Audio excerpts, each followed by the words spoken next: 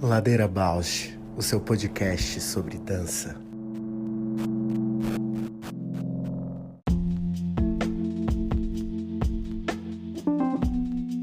Olá, meu nome é Juliana Zelensky Alves.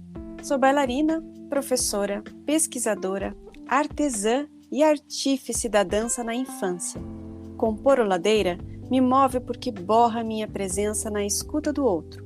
Me identifico, me emociono, e enquanto documentamos todos estes afetos.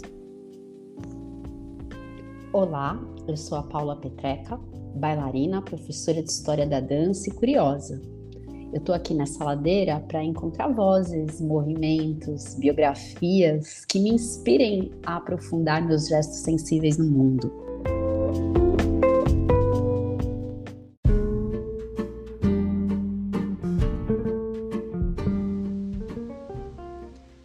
Ladeira Bausch é um encontro semanal para mover pensamentos de corpo. Um podcast que se propõe a horizontalizar a dança na sua vida, para a dança horizontalizar você. Toda segunda-feira, um novo episódio com temas para dar voz a uma dança mais perto de você, contando o que nem sempre vai para a cena, sem glamour e sem mito.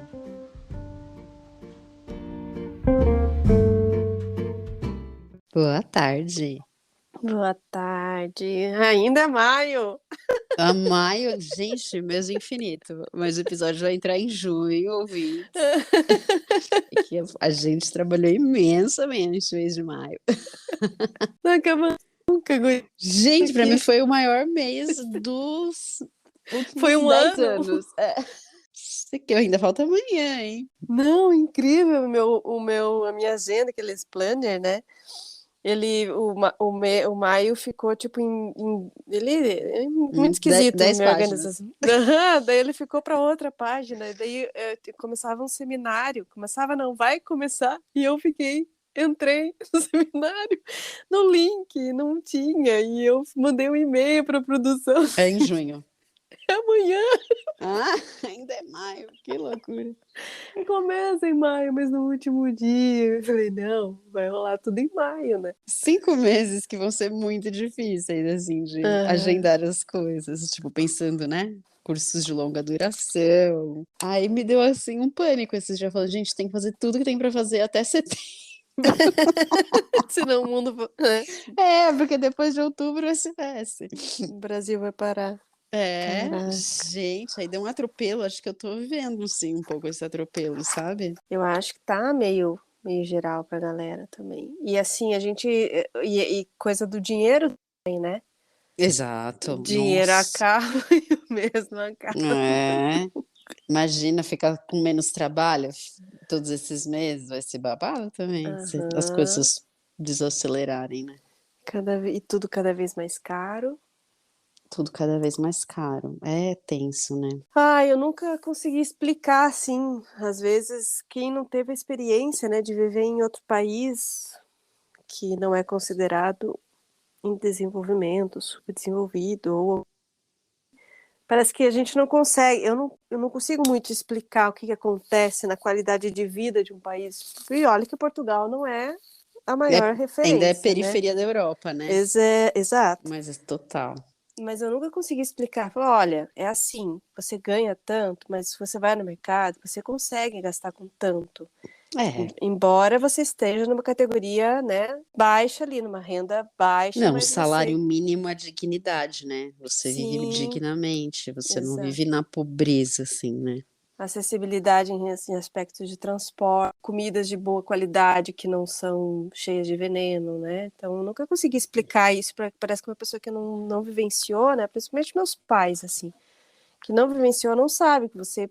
Eu falava, por exemplo, assim, não, o café não passa de 50 cêntimos, não tem essa, né? Ou 75, não vai subir mais que isso, porque é um parâmetro ali. E todo mundo, claro, em outros lugares, mas você vai num lugar você consegue tomar um café barateza.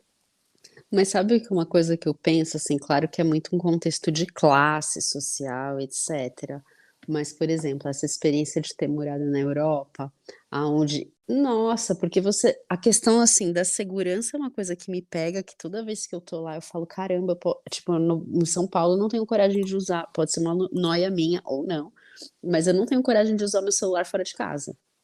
E isso é mega complicado, porque às vezes eu falo, gente, eu vou sair e vou ficar sem estar com. Às vezes eu não levo o celular mesmo, dependendo do lugar da cidade que eu vou. Porque, enfim, eu trabalho com meu celular, eu investi muito no celular, não tem Uhum, como, sabe? Eu ser uhum. assaltada, pelo amor de Deus. E acontece, né? Muito furto. E aí, quando eu chego na Europa, é muito horrível falar isso, tô me sentindo uma mega branca Sim, privilegiada, sabe? Mas, sim. tipo, posso falar no celular na rua. Nossa, demora até o corpo perceber que pode e não precisa ficar com medo, e não precisa ficar se vigiando. É muito doido, assim. Tô falando de uma coisa mega privilegiada. Sim. Mas eu percebo, assim, que grande parte dos meus gastos, se um dia, assim, eu tiver numa condição mais difícil, são gastos que têm a ver com segurança, de saúde, de, né, planos que a gente faz, assim, eu percebo, eu pago segurança, eu pago plano de saúde, seguro de carro, né, ai, é umas coisas assim que na Europa, nesse lugar que a gente viveu,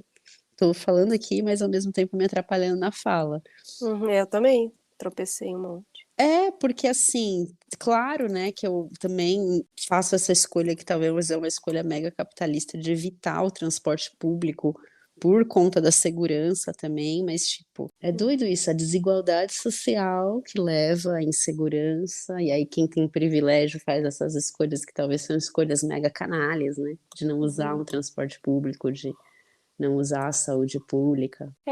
Eu super também me gaguejo e é difícil falar desse lugar, né, de que tem esse privilégio, teve essa condição e tem a perspectiva a partir de um privilégio, né? É complicado a gente se colocar em outro lugar, mas também é o nosso lugar e a gente levanta esse assunto para poder falar também assim, olha, só a partir dessa perspectiva e como todo o mundo acontece assim, é que as coisas também desenvolvem. Olha, vamos lutar por coisas, não dá para a gente se acomodar numa questão, tá tudo bem, o brasileiro se vira, tudo bem. E só por muitas batalhas, né, muitas mobilizações que a Europa e muitas catástrofes também que viveram, que eles conseguiram, eu acho, colocar num patamar assim de qualidade de vida inegociável, né? E também porque essa qualidade de vida dele se sustenta pela exploração que ainda faz do mundo, né? Via Exato. multinacionais, via trabalho intelectual, né? Isso ainda é sustentado pela pobreza global, né? Os lugares que têm seus privilégios. Mas eu fico pensando nesse lugar, né, da gente aqui, onde é tudo tão desigual, né? Tipo, o salário mínimo que Uhum. não garante, como a gente estava falando, uma qualidade de vida onde você tem, né, a capacidade de arcar com todos os gastos de sustento de uma família, falando de salário mínimo no Brasil. Por exemplo, para a classe da dança é uma luta. Se a gente olha assim os trabalhos que são oferecidos, mesmo pedagógicos, a gente não chega a dois, três Uhum. salários mínimos, e isso a gente tá, se for pensar em classe social, a gente está falando de classe D, classe E. A gente não está Uhum. falando nem de classe C. Aí eu acho que Uhum. quando a gente tem essa dimensão assim em relação ao mundo maior, ao mundo econômico, tipo, os salários atuais na classe da dança no Brasil não chegam na classe C ou chegam na classe C. Uhum. Se for com muita qualificação, é assombroso, né? Sim, sexta-feira aqui. É, eu tava pensando, agora eu tava vendo uma bailarina mega jovem do Kirov Ballet e, tipo, uma técnica impecável, um corpo muito forte. Se lesionou, né? E vai ter que ficar fora Uhum. dos palcos algum tempo. E também tem essa realidade, né, do nosso trabalho, que quando eu falo de gastos de saúde, essas coisas, para a gente se garantir enquanto profissional, também tem uma série de gastos que a gente vai tendo, de uma preparação corporal, de Uhum. uma reabilitação, que essa conta não fecha, não fecha. É muito, muito. Nossa, quando a gente fala isso, vai dando um desespero, assim, né? Uhum. E é muito louco, né? Às vezes eu converso com outras pessoas de outras classes, assim, de outros cenários, assim, né? Outros Uhum. mercados. E falo assim, poxa, mas você consegue ter retorno do tamanho do teu investimento? Eu penso assim, se fosse só o investimento de dinheiro, deixa de lado, assim, porque vai dando um jeito. Agora, investimento de tempo, De corpo. de corpo, de desgaste, de entrega, de... É que também não dá para comparar, não é legal comparar assim, né? Porque outras pessoas investiram estudando em outras carreiras, né? Se dedicando em outras coisas, mas parece assim mensurável quanto que a gente Não, se dedica e o retorno que a gente tem.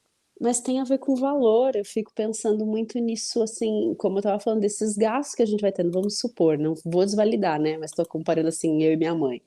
Minha mãe é Uhum, psicanalista. Se ela faz um plano de sessões para uma pessoa, pode ser que isso chegue no valor de um salário mínimo.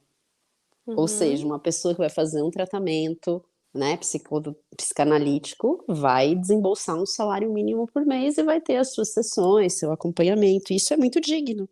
Não acho uhum, que a minha mãe está explorando essa pessoa, não acho, né, a pessoa tá, tá investindo também num tratamento. uhum, Agora, vai a gente falar, olha, eu vou dar aqui minhas aulas de dança, o pacote mensal é um salário mínimo. uhum. Imagina.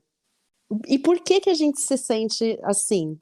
Sim, Se a gente vai num dentista, o dentista vai tratar o seu dente, ele vai falar, olha, o tratamento desse dente é um salário mínimo.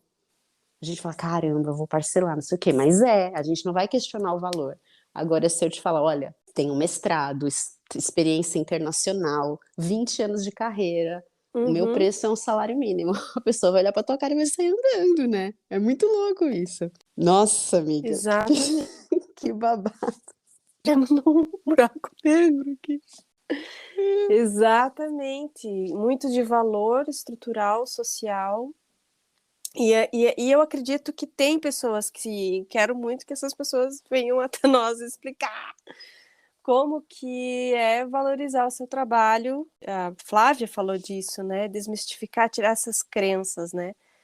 Dar o valor do seu trabalho, mas é muito, ó, um lugar, eu acho que parece que a gente já sai perdendo, assim, né? De Não, complicado. mas é muito doido porque a gente não fala dessas coisas. Eu te falei que eu estava fazendo uma mentoria financeira, Uhum. porque aí um dos primeiros assuntos foi precificação. E ela falou assim, ó, nem vamos entrar na tua hora aula, às vezes, né, nos primeiros anos, e tipo, né, há 30 anos eu dou aula, 20 anos, parênteses, mas assim, nos primeiros anos a gente tem que investir, vamos colocar custos, e assim, pensando aula online. Ela começa, quanto você paga de plataforma, de internet, de conta de água de luz? Fala, não, mas é da minha casa. Não, mas faz um cálculo aí, quantas horas você usa, divide as horas. Ah, tá, custo Sim. de água e luz. Aí ela fala: Você colocou seu INSS? Não, é claro que eu não coloquei INSS. Pensou em imposto de... Não, claro que. Aí quando você vai entrando numas dinâmicas que começa assim: Tem um plano de saúde, nananana, amiga, amiga, a gente trabalha de graça. A Exato. nossa hora aula nunca chega.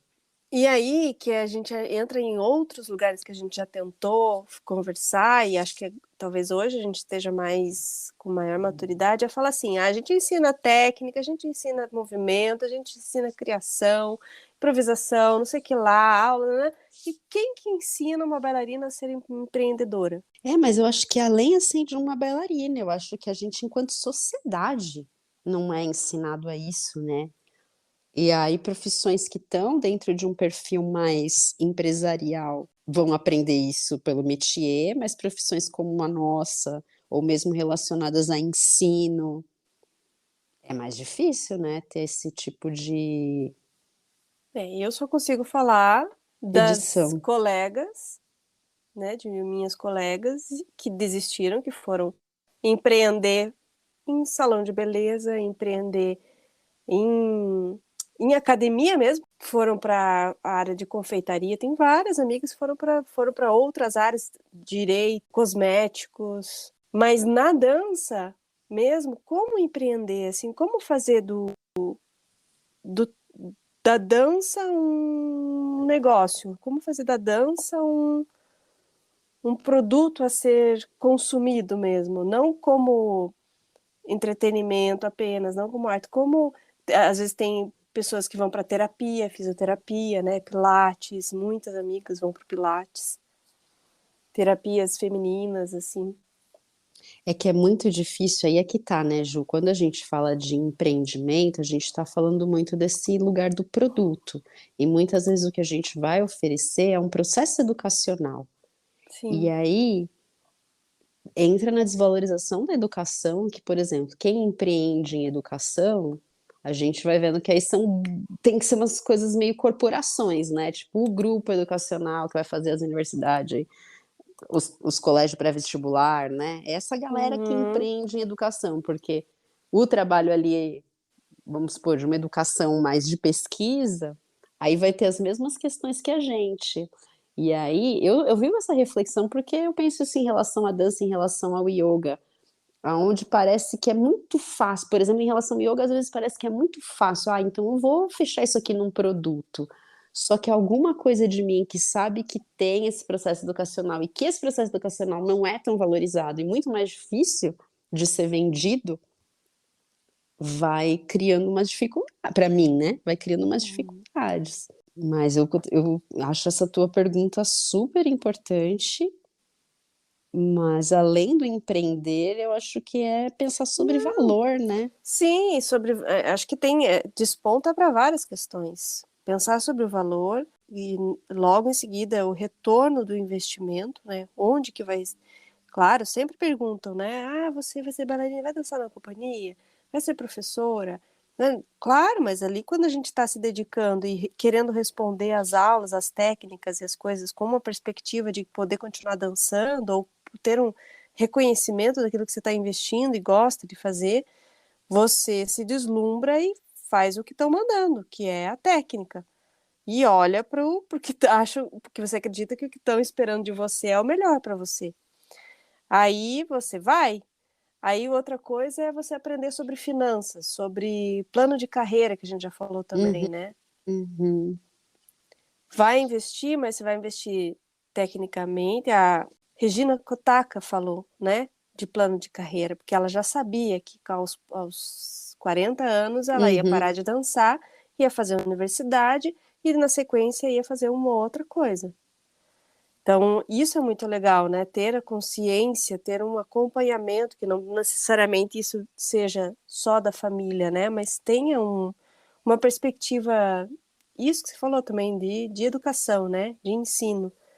Que essa ramificação profissional, ela existe e ela precisa trazer isso para a consciência, né? E a própria ideia de profissionalização, de Exato. entendimento de classe, de trabalho, por exemplo, eu acho que a gente é muito esvaziado, né? E também na conversa com o Yuki, com a Marila, de pensar um cenário mais amplo da dança, Uhum. se a gente se entende como classe, que nem essa discussão do piso, é Uhum. muito importante a gente estar por dentro e aí Uhum. ter um compromisso de classe, que não se vai trabalhar além do piso, aquém do piso. Se tiver esse tipo de oferta, tem que denunciar, o sindicato tem que penalizar. Essa que às vezes o órgão que seria o sindicato faria o papel de proteger os profissionais, vão contra os profissionais porque tem algo de interesse, algo que fere ali uma situação. Fala, esses lugares de liderança,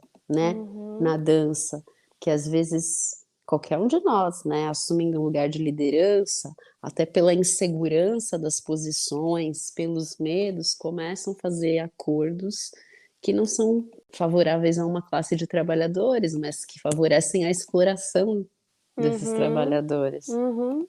Isso é um babado também de pensar. Mantém ali, né, uma precariedade, É porque isso. se beneficiam dessa precariedade, porque de algum modo tem ali um lugar de privilégio É que a lógica contraste. é de exclusão, né? A lógica não é assim, ai, vamos tentar fazer e aí ser a favor dos projetos. A lógica Uhum. é uma lógica excludente. Helena Katz também falava muito disso, sobre os editais. Os profissionais acabam que ficam à mercê dos interesses pessoais de quem está representando ou está sendo, como é que Um líder, um cargo de um liderança, né? cargo de liderança, exatamente. A posição. E aí, isso é um Nossa, portal, não é, né? não sei. E olha, eu acho que para mim o tempo todo está sendo um portal, porque, primeiro, ladeira desde o princípio que a gente quer ampliar as redes, a gente não quer ficar no mesmo limitado às conexões presenciais, assim, né? E o que é o nosso corpo e a nossa rede alcança. Queremos expandir. Recebemos uma mensagem muito massa de uma ouvinte, Débora Oliveira, que falou: olha, eu tenho um trabalho de pesquisa e acho que tem muito a ver com vocês. E eu acho que tem muito a ver com o que a gente está conversando, porque se é uma pessoa que a pesquisa dela tem a ver com habitar a dança em diferentes países, eu acho que ela tem uma perspectiva disso que a gente falou. Eu nunca consegui explicar como que é poder pagar 75 cêntimos num cafezinho em Portugal e não conseguir pagar um café num café aqui de R$ 8. Qual que é essa diferença? Por que não? Por que que o ônibus... Eu preciso ter um carro porque eu não consigo usar o transporte público aqui. Nunca consegui explicar isso e eu acho que na dança é uma pessoa que colocou essas questões como pesquisa praticamente. Então ela vai falar mais, eu acho que pra gente. Eu não conheço, a Paula não sei se conhece, Paula. Não me lembro. Acho que a gente já se cruzou em algum lugar, mas eu não lembro assim de ter conversado já. Mas vamos conversar hoje. Maravilha. Sim. E ela vai trazer essa experiência de ter feito uma pesquisa habitando outros lugares, habitando estúdios e ambientes de dança, morando mesmo nesses lugares em outros países. E acho que de alguma forma ela vivencia, né, o dia a dia, as entranhas de um cotidiano, de um espaço de dança, conhece muitos profissionais, assim, né, praticamente, assim, então acho isso muito legal. E faz disso uma criação também, né, que é muito interessante. Traz isso para poética. Então, bora lá. Bora lá.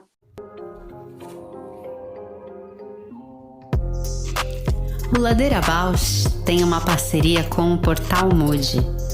Você pode seguir a gente por lá e acompanhar as novidades sobre dança exclusivas desse portal. Se você tem interesse por uma parceria com o Ladeira, manda sua proposta pra gente. ladeirabausch@gmail.com.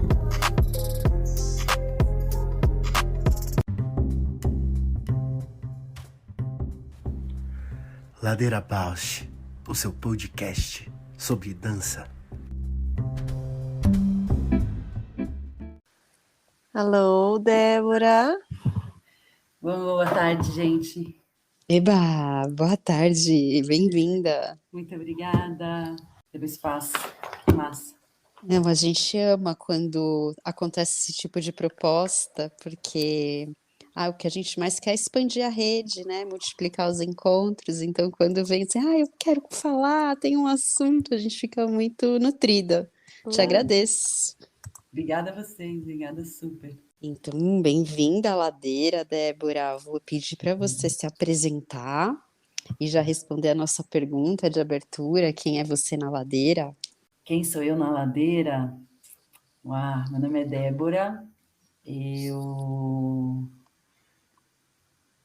caí nessa ladeira com muita vontade de contar, com muita vontade de elaborar a palavra. Eu, acompanhando a ladeira e todo mundo rolando essa ladeira, eu fiquei muito curiosa com esse espaço de partilha na dança, né? Pensar uma conversa sobre uma experiência de dança. E a primeira fase do projeto que eu estou desenvolvendo agora, eu ainda não tive essa oportunidade de parar para bater um papo, né? Com alguém sobre o mapa todo da história, de como foi que aconteceu as coisas. E estou super feliz desse contato agora, porque agora caio eu também nessa ladeira e quero rolar aí nos próximos 50 minutos, 1 hora, e vamos ver também o que vai rolar. Estou muito curiosa com a nossa troca, assim, né? Com o que pode emergir desse encontro de nós três. Você quer falar um pouquinho do seu percurso também, Débora? Posso falar assim. Eu sou formada em Artes do Corpo, né, no curso de Comunicação em Artes do Corpo da PUC, e vinha de uma trajetória de uma dança bem amadora. Comecei no hip hop, depois fui encontrando várias, né, as técnicas de dança, as academias, os workshops, as oficinas livres. E aí, na graduação, foi apresentada um campo, né, do pensamento e do conhecimento e da ação da dança no mundo. E foi muito forte para mim essa experiência de fazer PUC e de entender a dança nos seus cruzamentos, né, com o teatro, com a performance. Foi muito, muito importante para mim, assim, foi um grande divisor de águas. E aí, quando eu saí da graduação, eu engatei num projeto artístico pessoal, de corpo e alma, assim, que eu estava trabalhando a minha relação com a cidade.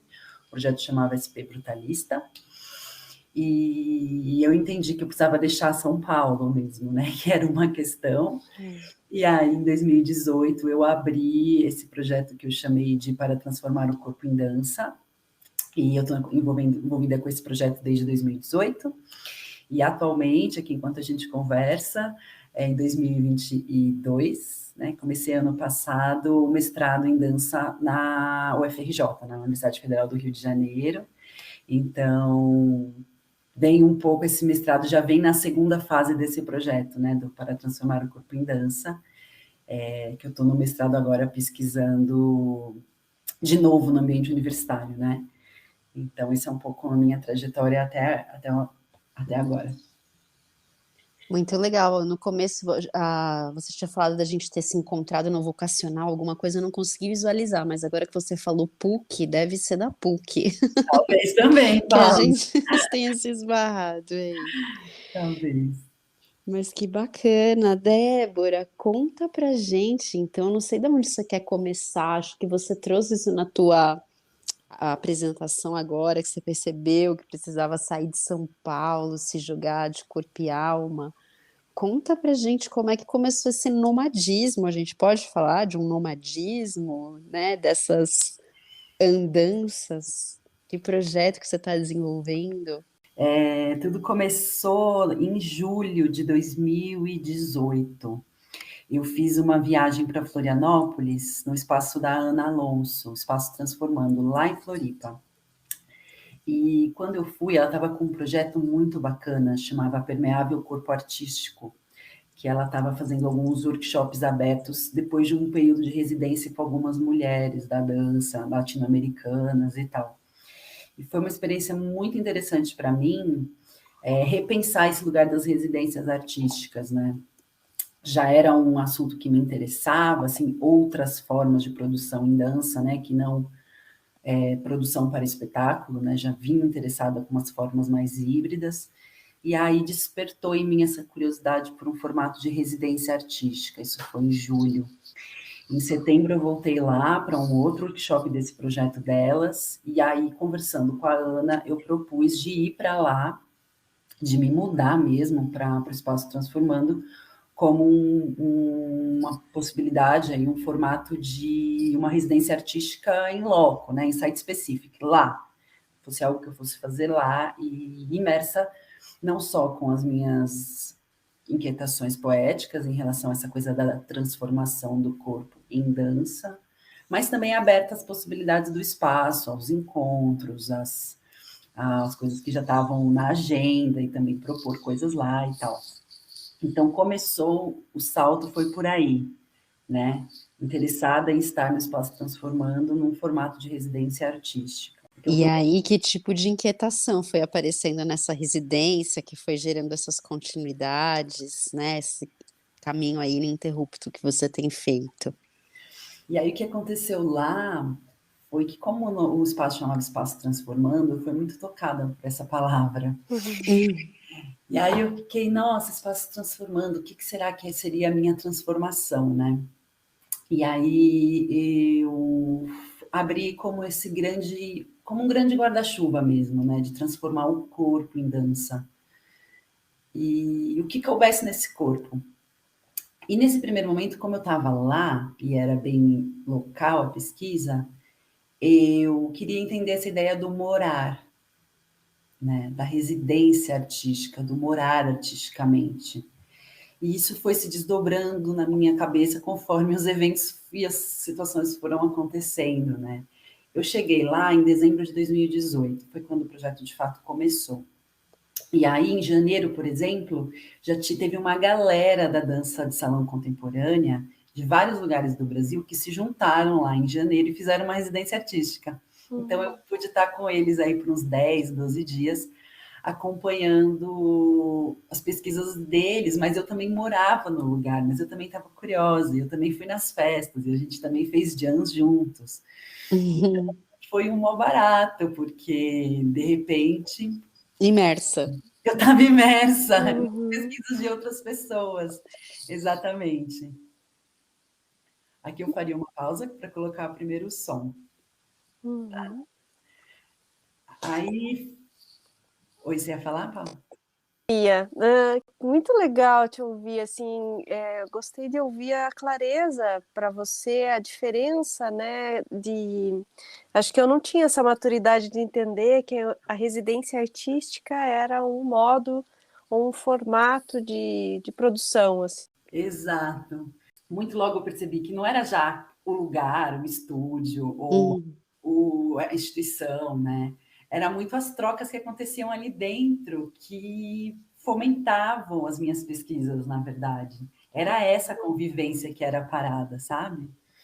Então, acho que foi meio uma aposta, assim. Não sei se eu tinha muita clareza naquele momento, mas foi uma grande aposta que eu via, tipo, era isso que eu estava, sabe? Era meio tudo um pouco ia confirmando, tipo, era isso que eu queria, era isso que eu estava procurando, era esse tipo de troca que me interessava.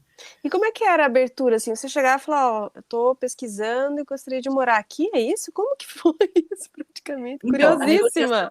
a negociação aconteceu desde 2018, como eu contei. Eu fui em julho, depois eu fui em setembro, e aí em setembro a gente fez as últimas conversas, e aí em dezembro eu já me mudei para lá. Então, quando eu fui em dezembro, a Ana Alonso, que coordenava o espaço, falou, opa, tipo, vem, a gente vai juntar forças, né? Foi uma super abertura dela também. E aí, todo mundo que vinha, acontecia alguma coisa, até com artistas da região, eu sempre contava, olha, eu estou fazendo essa residência, eu estou aqui no espaço e a nossa convivência vai passar por isso de alguma forma, né? O pessoal, por exemplo, da dança de salão, eles estavam bem concentrados no tema deles, mas com artistas do bairro, por exemplo, a gente foi abrindo propostas juntos, ensaios, experimentos, no estúdio, na praia, sabe? A gente foi um pouco... Eu ia contando e as pessoas meio iam topando ou não, falava, vem para cá, ajuda a gente, tira foto, vamos fazer tal coisa. Acabou ficando meio horizontal, assim, a dinâmica, fora até do meu controle, de uma maneira consciente, assim. Eu estava bem aberta ao que estava rolando e fui um pouco por aí. E aí, quando você percebeu que tinha de ir para outro lugar, o que te fez migrar? Foi uma boa pergunta. Que aí, até esse momento, era lá, era uma pesquisa em site específico, né? Era aquele lugar no tempo. E aí, o que aconteceu é que eu fiquei doente no processo, e foi super delicado, tive que falar com um médico, e não era a minha cidade, e falando com meus médicos em São Paulo, com o médico que me acompanha, e pedindo ajuda, e não conseguindo acessar o sistema público, né, de saúde de Floripa. Foi bem complicado, assim. E aí, nesse entremeio, rolaram algumas possibilidades de trabalhar no Sul, em Porto Alegre, e descendo mais para o Sul ainda. E eu tinha feito uma inscrição, aí faz um buraco no tempo, eu já volto para esse buraco, que eu tinha me inscrevido para um congresso na Inglaterra nesse tempo, que é uma conferência que chama Dance and Somatic Practices Conference, a conferência de dança e práticas somáticas da Universidade de Coventry, na Inglaterra. E um dos itens do congresso, da conferência, eles queriam saber formas sustentáveis de produção em dança. E aí eu escrevi falando desse formato de residência, né, desse habitar como uma possibilidade de forma sustentável. E aí eles me aceitaram nesse entremeio. E aí eu falei, gente do céu, eu coloquei as duas mãos na cabeça e falei, como que eu vou fazer agora? E era um congresso presencial, né? E eu falei, quer saber? Eu vou fazer esses projetos que eu já estava em contato em Porto Alegre e penso depois como é que eu faço para ir para o outro lado do planeta, né? Então, desci até Porto Alegre E também fiquei em casa só de artistas amigos, mas aí foi um pouco nesse momento meio agindo por instinto, assim. Uma amiga que me emprestou a casa para eu ficar em Porto Alegre, depois um casal de amigos que me recebeu na casa deles, e depois em Gamboa eu fiquei uma semana com um grupo de amigos, depois de um workshop da Angélica Doini, que é uma professora de contato e improvisação russa. E aí ficamos uma semana, um grupo de amigos, bailarinos imersos nessa residência meio inventada depois do workshop. Então, eu fui me movendo assim, meio sem querer. Todas as casas que eu ia parar eram casas de artistas, onde tinham artistas juntos fazendo alguma coisa, assim. E aí eu fiquei muito movida com esse movimento e com todas essas trocas e encontros. E aí eu atrelei o congresso, essa pesquisa artística que eu já vinha desenvolvendo no Para Transformar, a uma pesquisa que eu estava já muito interessada em começar, que era pesquisar a história da Gerda Alexander. Então, um tempão lendo e muito envolvida com a história dela, querendo entender a formação artística da Gerda, eu falei, vou aproveitar esse momento para também mover essa pesquisa sobre a Gerda. E aí eu fiz um financiamento coletivo nessa época, na comunidade de eutonistas, para eu aproveitar o congresso e ficar entre a Alemanha e a Dinamarca, que foram os lugares onde ela trabalhou e nasceu, enfim. Então, aí eu entendi, aí esse foi o momento que eu entendi, enquanto eu estava em São Paulo, arrumando as malas para continuar a viagem, que a pesquisa ia comigo, na verdade, que todos os lugares que eu estivesse, eu estaria observando isso de um ponto de vista artístico-criativo. Então, eu olhei para essas experiências no Sul e falei, gente, sem querer, né, sem ser conscientemente, eu já fui me fazendo escolhas que me mantiveram com amigos, com contatos, com conhecendo gente nova, que era do campo artístico. Então, agora... teve uma pessoa no Sul que foi muito legal, que foi a Kai Miranda, uma filósofa, que ela me apresentou, por exemplo, o conceito do Heidegger de que o morar é o ser, uma coisa do Bauen, um termo, uma abordagem que o Heidegger faz do morar. E aí ela falou para mim, Débora, você está pesquisando o ser, não sabe? Tem uma relação entre o morar e o ser, e o habitar, e o construir, que o Heidegger fala na filosofia, que eu acho que você está fazendo isso na prática. E aí eu falei, é isso, Kai. Muito obrigada. Peguei a referência da Kai, peguei essas experiências de pesquisa que eu já estava vivendo desde dezembro. Falei, é hora de continuar dessa perspectiva, né? Estou pesquisando o morar, a casa, essa sensação de lar coletivo em estruturas de residência artística. E conforme você foi passando por esses diferentes lugares, essas diferentes casas, esses diferentes países, o que foi alterando no corpo, né? Muda, né? O que foi mudando em você? Eu acho que a primeira coisa que mudou para mim, que foi muito transformadora, foi que antes de eu ir, eu encontrei, assim, antes de embarcar, eu encontrei uma residência do Aviv Shen, no Ponderosa. Ponderosa é um grande centro de dança que tem na Alemanha, pertinho de Berlim. E o Aviv Shen era um cara de Israel, israelense, nasceu entre filho de israelense, nasceu na Rússia e estava na Alemanha e ia fazer estava fazendo um chamamento para uma residência que ele chamou de Sharing Homes, compartilhando os lares. Quando eu encontrei a residência dele, e o tema da residência era essa coisa da partilha da casa. Quando eu encontrei o Aviv, foi eu chorei muito quando eu descobri o evento, porque até então era uma coisa que eu sentia que era muito minha, que era muito da minha cabeça, que ninguém pensava arte desse jeito em residência e que ninguém pensava o lar, o ambiente doméstico, como um tema de criação. Então, quando eu encontrei o Aviv, eu fiquei muito emocionada, porque eu encontrei alguém com quem me relacionar diretamente. Tipo, encontrei um outro artista que também está pensando nessas questões no mesmo formato que eu, né? Não fazendo um trabalho de cena, mas propondo esse espaço como uma residência coletiva. Então, foi assim, um choque. Foi ter encontrado o Aviv e depois foi a primeira coisa que eu fiz. Eu fui num congresso antes, aí eu fui juntando vários eventos e cheguei na residência do Aviv. foi a segunda coisa que eu fiz na Alemanha. E aí, quando eu cheguei na residência, foi muito transformadora, porque aí eram 4 artistas, mais o Aviv, mais eu, todo mundo pensando junto o morar. Aí foi muito emocionante, porque além de ser uma coisa pessoal, já era uma coisa partilhada.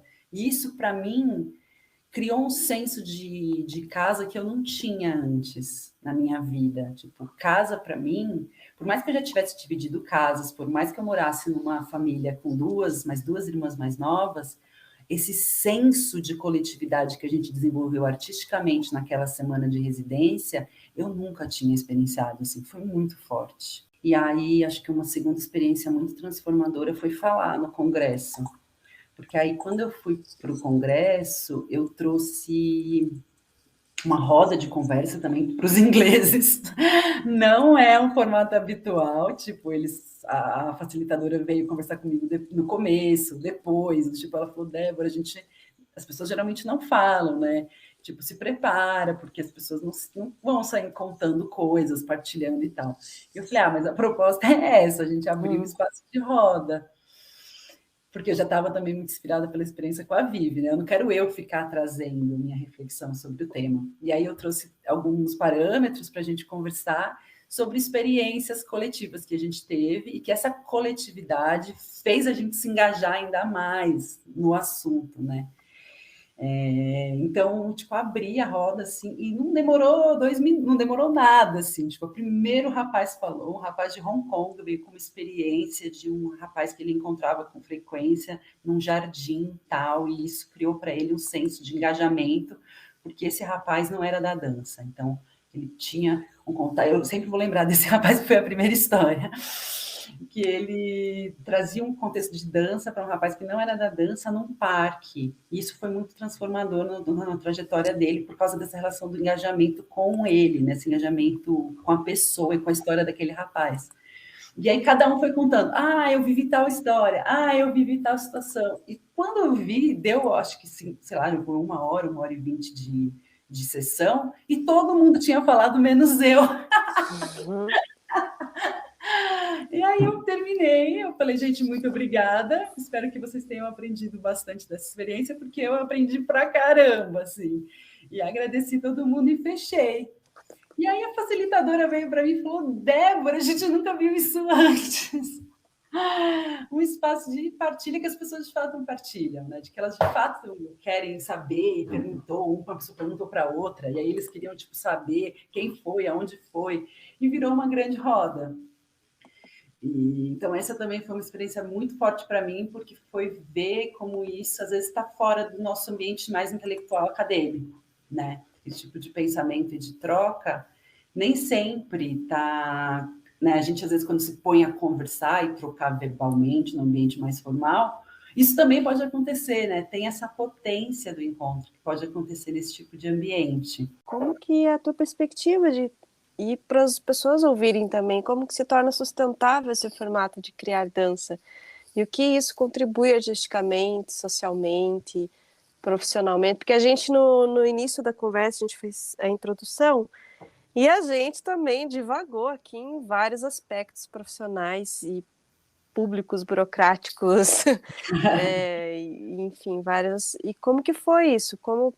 O que você defende, né, no trabalho? Quais são os seus argumentos que tornam-se essa prática de dança mais sustentável? Na conferência, por exemplo, eu trouxe 3 elementos, né, naquele momento que estavam muito fortes para mim. Era o engajamento de tempo. Então, eu pedia para as pessoas pensassem quanto tempo elas se engajaram com aquela ação. Depois eu pus um outro parâmetro que era o do espaço, então qual era o lugar onde isso acontecia e o quanto o lugar era importante para aquilo que estava acontecendo.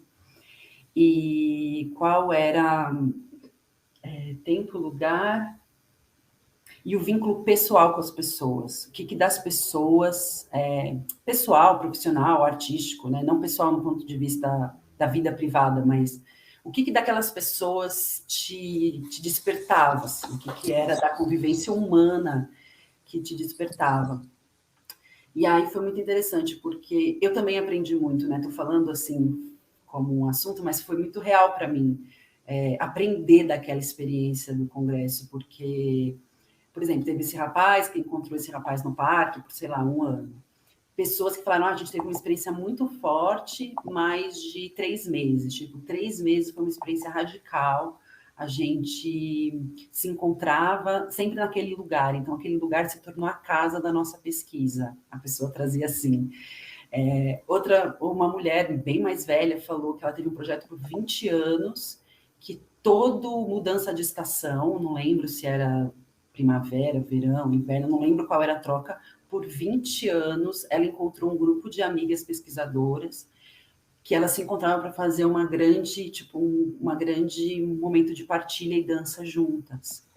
Então eu fiquei muito impressionada, assim, porque aí já não é o que eu defendo, né, enquanto como esse formato é de fato sustentável. Daquela situação eu também aprendi como, de fato, esse tipo de pensamento, de atrelar espaço, lugar, um lugar, e o engajamento pessoal, né, humano, realmente pode ter dimensões que eu também não tenho, que não são do meu escopo, assim, nem vivi tudo isso, sabe? Nem vivi tanto tempo para ficar 20 anos na mesma estação, com aquelas, tipo, a mulher teve uma experiência que eu nunca tinha imaginado, assim. Então, acho que, para mim, esses 3 parâmetros constroem um senso de engajamento de uma maneira muito diferente. E nesse projeto, para mim, a casa, esse espaço partilhado, que não necessariamente era uma residência artística, às vezes era a casa de um artista, às vezes, como o pessoal falou na conferência, era um grande salão que virava a casa de todo mundo, como aconteceu, por exemplo, depois do workshop da Russa aqui no Sul, né? Então, a gente saiu do workshop, aquele workshop foi nosso espaço de partilha por alguns dias, e depois a gente ficou mais 1 semana na casa de um de nós, né, na casa do André. E aí essa casa que não era uma residência artística, mas era a moradia de alguém, que era caro a todos nós. E aí esse espaço partilhado por 1 semana também foi muito forte para essa experimentação. A gente criou um videodança a partir dessa experiência, a gente criou muitas fotos, eu tenho bastante reflexão anotada dessa casa, porque a gente ficou ali meio juntos, sabe? Tem essa coisa dos juntos, que é um pouco do mistério. A gente não sabe muito como isso é sustentável, de fato, mas tem uma potência de pensar, estar juntos, que, no meu caso, precisava da moradia, tinha isso como estratégia. Posso continuar contando também outras estratégias que foram aparecendo. Mas de pensar esse habitar a dança juntos por algum tempo, por uma regularidade de tempo, isso realmente tem uma força que é um pouco impressionante, mas eu não sei nomear, porque as minhas experiências foram algumas. E as pessoas, né, e das vivências artísticas de outras pessoas, ouvir isso foi muito importante, assim, falei, opa, tem muito mais do que eu imaginei. Talvez eu gostaria de ouvir, assim, coisas que você tenha experienciado, você falou, olha, lá no Brasil não é assim, ou tipo, vou aprender e posso transformar, talvez, vou levar isso, ou não em aspectos de colonizar, né, não com essa síndrome do vira-lata, mas que, puxa vida, se tornasse assim essa prática, se esses encontros, se essa troca pudesse contribuir, assim. Acho que posso citar 2 exemplos. Um que é possível de ser aplicado aqui e outro que é utopia, que a gente ainda não tem essa estrutura para aplicar. Um que foi bem prático, assim, foi que eu conheci nessa residência com a Vivi, quando eu cheguei em junho de 2019, quando eu cheguei na Alemanha, eu conheci a Isabel, que era uma menina da Escócia, ela fez parte da residência junto com a gente. E aí, quando ela voltou para a Escócia, para Glasgow, que era a cidade dela, ela ficou muito tocada por essa experiência da casa, e aí no espaço ela auxiliava a direção de um pequeno espaço de arte em Glasgow. E aí ela propôs, eles iam fazer uma amostra, eles estavam pensando o tema, e aí ela propôs de ser o tema da casa, porque ficou muito vital para ela também. e aí ela chamou de Essa Casa é Feita de Água, porque eles estavam muito naquela questão na Inglaterra com o Brexit, né? Se a Inglaterra ia se separar da Europa e tal, e para eles essa coisa de estar ilhados em torno de água, para ela estava muito sensível isso, a gente vai ficar ilhado, cercado de água por todos os lados. Então ela fez essa residência, esse evento, que chamava Essa Casa é Feita de Água. E aí o que aconteceu foi que dessa residência que a gente viveu juntos na Alemanha, ela me chamou para ir participar da mostra em setembro, tipo, alguns meses depois. E aí foi muito legal, porque além da gente já ter o vínculo entre a gente, ela me ofereceu duas possibilidades. Uma que era fazer uma apresentação, uma performance na mostra, que foi a única performance que eu fiz grande, com público, presencial, que deu um corpo, assim, eu senti que essa experiência de performar, fazer uma cena, uma experiência de cênica dessa experiência, foi muito interessante em termos de linguagem. E a outra coisa foi que ela me ofereceu um espaço para dar um workshop. E aí eu fiz esse workshop com uma intervenção artística na rua, com os participantes. E foi tão forte para mim, porque era um lugar pequeno, independente, de duas mulheres que estavam coordenando. E aí conectaram com uma brasileira, né, de trazer alguém que tipo não era daquele ambiente para fazer uma amostra, para participar da amostra. E eu fui a única pessoa que deu o workshop lá. Foi muito legal isso para mim, eu senti uma supervalorização assim dessa partilha, né? Só que o que foi mais interessante foi que com o dinheiro, o workshop foi pago, né? A mostra, elas não tinham verba, né? Era um negócio independente. Então, eu achei essa experiência uma experiência prática da gente pensar, primeiro, essas redes que se fazem com espaços independentes e artistas, e conectar pessoas, e às vezes o que é uma coisa aqui vira uma parceria ali, e isso vira uma grande rede.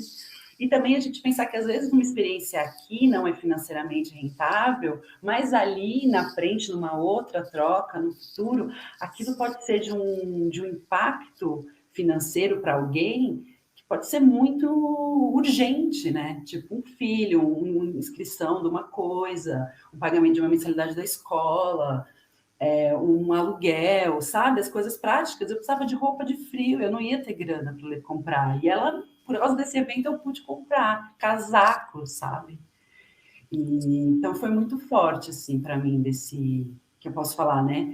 Que às vezes a gente vai construindo formatos e parcerias nessas residências que às vezes podem, né, levantar a grana ou mobilizar financeiramente, não no imediato, às vezes sim no imediato, residências pagas, eventos, enfim, workshops e coisas, mas às vezes também a longo prazo, né? Mobilizando no futuro.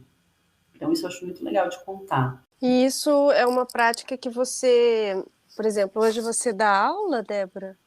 Hoje eu trabalho no terceiro setor e dou aula numa escola. Você traria isso como sei lá, uma prática, traria isso como olha, venha, faça isso que você consegue dessa forma. Você conseguiria, não uma metodologia, mas um caminho. Funciona assim, funciona desse jeito? Seria uma viável continuar? Por exemplo, você continua com esse projeto, habitando lugares dessa maneira sustentável? Exato, foi aí que vai vir em março de 2020 ainda, né? Uhum. Até esse momento era setembro de 2019. Uhum. O tempo. Eu diria, só respondendo diretamente a sua pergunta, eu diria que eu poderia ter seguido com esse formato por algum tempo mais. Eu acho que sim. Conforme você vai, tem que ter um certo desprendimento, porque eu estava circulando entre países e eu não sou filha de europeus, eu não tenho passaporte. Então, eu sempre precisava me mover aonde tinha residência, onde tinha possibilidade de trabalho, e eu também não fui fazendo coisas assim aleatórias porque eu não podia. Então, se eu tivesse continuado, acho que nesse formato, né, me movendo em residências, ou se a residência também tem residências lá fora que são pagas, se é pago para participar da residência. Uhum. Então, se eu pudesse, tipo, mapeando mais nesse caminho, eu acho que eu estaria provavelmente até hoje. É porque março de 2020 aconteceu, né? Então, tudo foi ladeira abaixo. Ah, sim. falando, usando coisas de vocês, mas foi bem... Aí quebrou tudo, né? Desmoronou mesmo o projeto nesse sentido. Na Alemanha, eles têm um formato de moradia coletiva que se chama Genossenschaft. É tipo uma empresa, é tipo uma companhia, uma empresa, que a finalidade dessa empresa é o morar. Então, se junta uma comunidade de pessoas, X, compra um terreno em nome dessa empresa fictícia, empresa real, né? Mas é uma empresa nesse formato. E aí eles podem morar lá com todas as pessoas, pagar esse terreno coletivamente, pensar melhorias de infraestrutura coletivamente. É um jeito de moradia que eu não sei se existe em outros lugares. E aí eu acabei encontrando, quando eu fui naquela residência com a Vivi, e depois eu voltei lá no meio da viagem, que foi esse lugar que chamava Ponderosa, Ponderosa Movement and Discovery, Ponderosa Movimento e Descoberta, né? O nome em português. E esse, a Ponderosa, ele faz parte de uma dessas Genossenschaft, dessa empresa de moradia coletiva num bairro. Eles agruparam, assim, compraram um grande terreno de não sei quantos quarteirões nos anos 90, com um monte de artistas, gente da música, gente das artes visuais, gente da dança, arquiteto, gente que trabalhava com tudo que você imaginasse. Foi um grupo de amigos que saiu de Berlim, que estava muito cara de viver, enfim, toda essa questão financeira, e eles foram para esse bairro, que é a 1 hora de Berlim, e abriram esse bairro, esse espaço de arte, de pensar alimentação, de pensar moradia. E dentro desse projeto tinha o Ponderosa, que é esse projeto de dança dentro desse entorno desse projeto. E aí o Ponderosa foi onde eu acabei ficando depois, de setembro em diante. Eu pedi para ficar, eu conversei com eles quando eu fui que eu queria continuar na Alemanha, e queria continuar trabalhando, e queria pesquisar esse morar, que era um tema para mim, e como Ponderosa era um espaço de 30 quartos, 4 estúdios, uma estrutura gigantesca, 2 pessoas jurídicas, toda uma estrutura para fazer aquilo acontecer enquanto espaço de arte, eu falei, nossa, isso aqui... eu nunca vi nada parecido, porque a gente não tem nem legislação, nem para o antes, né? Nem para moradia, quanto mais para um projeto de dança dessa estrutura.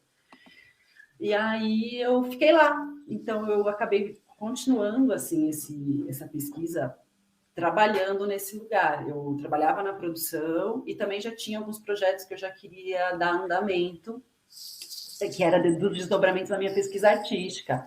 Dava sessões de otonia para as pessoas, que eu trabalho com otonia, dava, às vezes, workshops de dança para a comunidade, a gente fazia labs de contato e improvisação, virou um grande caldeirão, que eu fiquei morando lá por um bom tempo aí. Então, acho que até hoje eu teria ficado lá, ou feito outros formatos, ou teria continuado viajando, mas como lá concentrava muito, as pessoas vinham até a gente, vinham fazer suas residências artísticas lá, vinham fazer projetos, vinham fazer ensaios, vinham passar um período X, eu acho que eu teria ficado um pouco lá como um grande vórtice, assim, tipo, de observar essa experiência do morar e do criar de um lugar só de novo. Eu acho que isso teria acontecido. Então, essa é uma segunda experiência, que foi a experiência de viver dentro de uma residência de novo, mas agora numa estrutura que eu nunca tinha visto e nem ouvido falar de nada parecido. Muito interessante. Uhum. Meio maluco, assim. E aí, como foi, então, a pandemia? O que aconteceu? Ladeira abaixo. Aí foi uma loucura, porque quando bateu a pandemia, ninguém podia ir para lá e a gente também não podia sair de lá. Então, a gente dançava muito, a gente foi o período que a gente mais dançou, principalmente a galera que curtia contato e improvisação, porque de repente a gente ficou totalmente isolados lá. Tinha alguns estrangeiros que também não podiam voltar para casa assim de imediato, porque também estavam morando lá e trabalhando lá e fazendo coisas lá. Então a gente virou um grupo que começou a dançar muito, sempre assim. E, tipo, muitos dias, a gente precisava muito de contato físico, né, chorava, assim, teve todo aquele susto da pandemia de estar fora de casa, literalmente, assim, né, de estar em outro lugar. Foi muito sensível, assim, acho que foi o período mais sensível da pesquisa, foi quando bateu mesmo a pandemia, né? Então, acho que esse foi o momento mais sensível, assim, a hora que bateu a pandemia mesmo, e o desespero do governo mandar todo mundo ficar em casa, e a gente tinha uma casa inventada, né? A gente não tinha, tipo, né? Não era a nossa casa, não era a nossa família. Então, esse senso de família imediato foi muito forte também. Foi um momento de muita transformação, assim, do ponto de vista do dar as mãos no meio do caos, assim, né? De se agrupar com os seus e tal. E quando isso não é dado sanguineamente, quando isso é dado pela circunstância, né? Isso foi bem forte, assim. E ao mesmo tempo, todo mundo preso, né, no espaço de casa das cidades, quem morava em cidade, e a gente estava no meio de um grande mato, numa grande floresta, então a gente fazia muitos passeios juntos, a gente tentava ainda se mover juntos, né, fisicamente, continuar respirando, continuar bem, sem medo de ir no mercado comprar comida, todas essas coisas. E aí o que aconteceu foi que em pouco mais de 2 meses depois, assim, o pessoal que coordenava o espaço, eles falaram, gente, a gente não vai conseguir manter vocês trabalhando no espaço, morando no espaço, pagando vocês pelo trabalho, se não está tendo atividade aqui acontecendo, né? A gente não vai conseguir sustentar isso por muito tempo, assim, vocês vão precisar se virar, a gente vai ajudar vocês, assim, fizemos todas umas pontes lá na própria vila, no próprio vilarejo, mas, assim, né, não vai ter trabalho para todo mundo. Na verdade, para ninguém, não estava acontecendo nada lá. O meu visto ainda não tinha saído, o meu pedido de visto, então eu e uma outra moça que veio dos Estados Unidos, a gente estava, tipo, sem nem documento, sabe, sem nem visto para poder fazer coisas, trabalhar, se virar. Ela também não tinha grana da família, a gente estava pelo nosso próprio trabalho lá mesmo. Então, isso foi um pouco assustador, assim, a gente se dá conta que a gente não ia mais ter aquela casa. E aí eu circulei um pouco ainda, tipo, ideias e coisas, e pensando ainda em sustentar essa ideia de morar em outros lugares. Mas, assim, não tinha mais fronteira, né? Já foi fechando tudo, ninguém estava aceitando mais entrar gente de fora e tal, e foi ficando cada vez mais claustrofóbico. Até que eu voltei para casa da minha prima, em Frankfurt, que ela mora lá, uma prima minha que trabalha lá há muitos anos, trabalhava aqui no Brasil e foi transferida para lá. E aí eu acabei ficando um mês com ela, também, tipo, tentando entender essa coisa de ser família, né? Ser família nessa situação, a gente é bem próximas, então foi se desenrolando ali uma grande partilha familiar, assim, de pensar também. A gente está no meio do corona com estudo. Eu sem trabalho, eu também não ia poder sustentar, ficar lá muito tempo. Ela, de jeito nenhum, ia conseguir me sustentar. Eu recebi a negativa do visto da Alemanha, assim que eles abriram os consulados e os escritórios de imigração, eles foram negando todos os vistos dos estrangeiros, mandando as pessoas de volta para casa, né? Tipo, não ter trabalho para a carta deles era assim: não vai ter trabalho de artes por tempo indeterminado no país, logo vai embora. Você não vai conseguir sustentar. Foi bem assustador, assim. Eu fiquei sabendo de artistas, todos os freelancers estrangeiros, né, todos os artistas estrangeiros na Alemanha, que já tinham seus vistos certinho, receberam, assim, um depósito de 5.000 euros para passar os próximos 6 meses sem passar fome, assim, tipo, foi um investimento do governo, assim, radical. E aí, depois de 6 meses, eles receberam outra parcela de 5.000 euros, tipo, uma grana para a pessoa não passar fome e pagar o aluguel, sabe? Mas eu não tinha documento, então eu não consegui nada, assim, simplesmente eles negaram e vai embora para casa. E eu senti que era momento de ficar com os meus avós paternos, que são os que eu ainda tenho. E aí eu voltei, fiquei uns dias de quarentena e fui ficar com os meus avós, assim. Um grande desencontro, né, de voltar para o Brasil, voltar para o interior do Brasil, para um lugar bem de muita simplicidade, assim, né, do interior mesmo, de Minas Gerais e tal. Uma amiga me chamou para facilitar uma dia online, e aí quando eu joguei, por acaso, no Google para calcular daquele dia da Jan até o dia que eu comecei, que eu saí de São Paulo, dia 20 de dezembro de 2018, até aquele dia dava exatamente 600 dias. Aí eu falei, bom, então a Jan é a que finaliza a primeira fase do projeto para transformar o corpo em dança. E aí eu terminei o projeto numa Jan online de dentro da casa dos meus avós, no interior de Minas Gerais, na roça. Sem internet estável. Então, foi assim que acabou a primeira fase. Toda essa questão de não ter grana, porque acho que pessoas que tinham dinheiro puderam se virar um pouco mais, quem tinha, né, pôde negociar o visto e tudo, ter dinheiro para pagar advogado. Agora eu estava lá dependendo do meu trabalho, né? Então, tipo, não tive chance de continuar viajando nesse formato, né? Esse mundo sem fronteiras, pré-pandemia. Que simbólico, né? Porque a maneira sustentável que você estava investigando e se sustentando é uma maneira vulnerável, né? Uma profissão que te colocou numa vulnerabilidade. Isso é tão... O que foi muito forte nesse momento, você falando assim, o que foi muito forte nesse momento para mim é que, primeiro, eu estava fazendo uma pesquisa sobre morar, sobre o espaço da casa, e aí, de repente, todo mundo teve que ficar dentro de casa.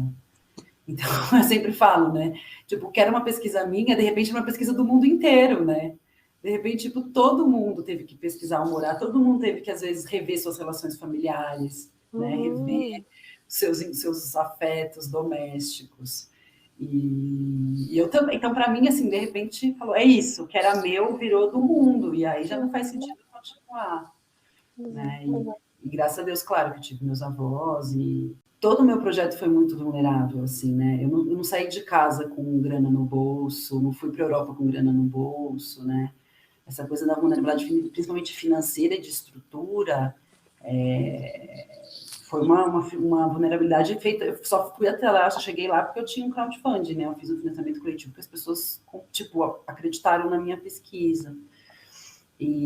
Mas os artistas, é muito dos lugares dos artistas, foi muito simbólico para mim receber essa carta do governo alemão, assim, falando, nessa situação não vai ter trabalho para artista, sabe? Qual é o lugar das artes, né? Como a gente viveu aqui no Brasil, né? Eu cheguei e aí teve lei emergencial, e é tipo, é isso, assim, é R$ 600, é esses valores que são simbólicos do ponto de vista da emergência, de uma vida, de uma família, né? Perto das demandas, tipo, os artistas ficam, né?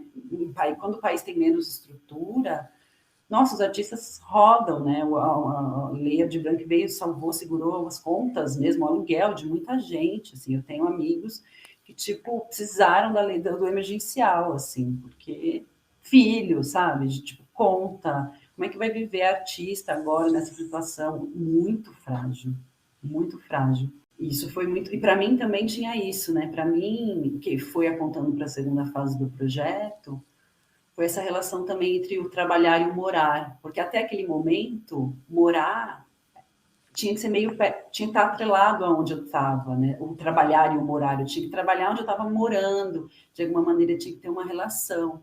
E aí, quando vai tudo para o online, se perdeu um pouco essa noção geográfica, assim. E aí foi que eu pensei que eu precisava repensar minhas noções de trabalho.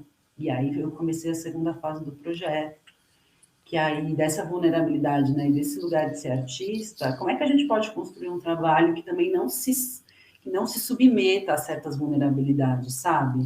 Que tudo bem, existe uma estrutura do sistema, mas como é que a gente pode construir com esse sistema, sabe? Burlando ele de dentro, pensando estruturas e formas de colaborar com a sociedade também de dentro do sistema. E aí eu fui para a segunda fase, que é agora sobre o trabalho.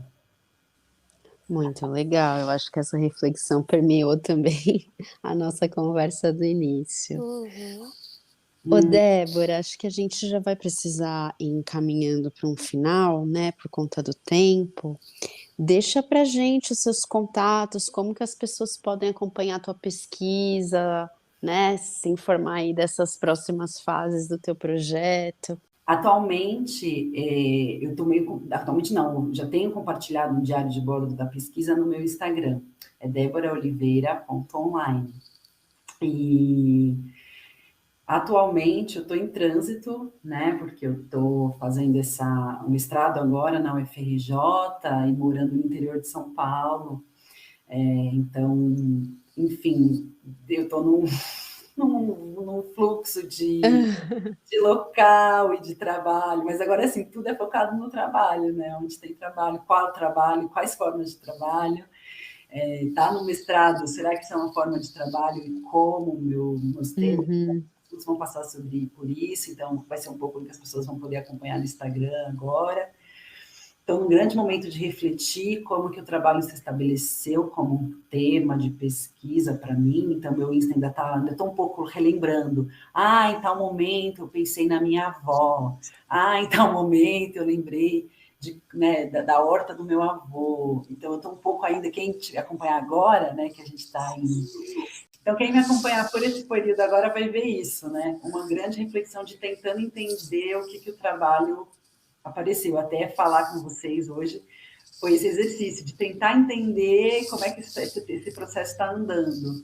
Isso, claro, tudo que eu vou oferecendo de workshop, de coisas, eu estou colocando tudo lá nos stories e tal, vai dar para acompanhar. Tem o meu portfólio também, que está sempre sendo revisitado online, que é o deboraoliveira.online, né? O www.deboraoliveira.online, que eu coloco todas as reflexões.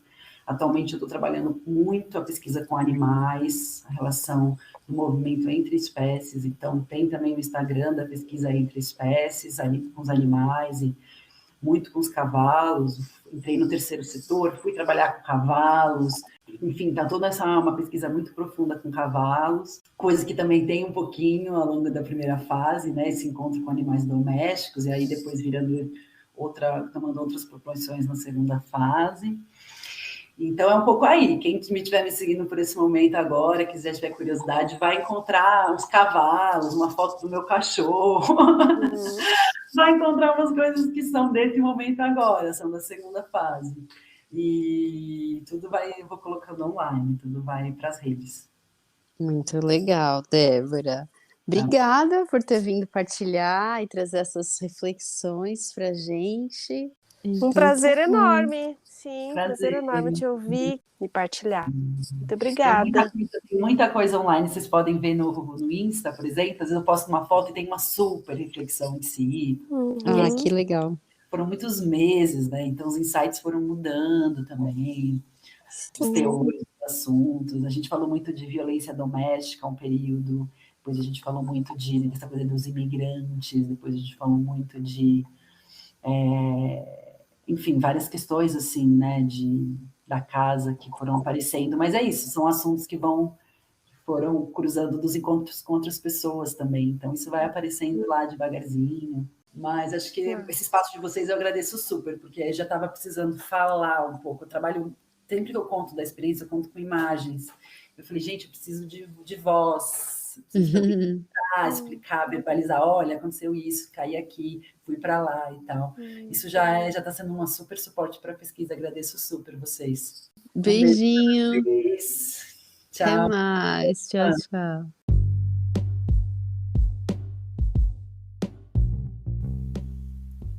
O Ladeira Bausch é uma produção independente por Deusas Produções.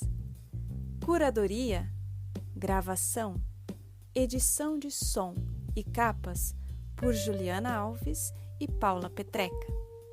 Voz da vinheta de Fernando de Proença. Produção fica a encargo de Moira Albuquerque.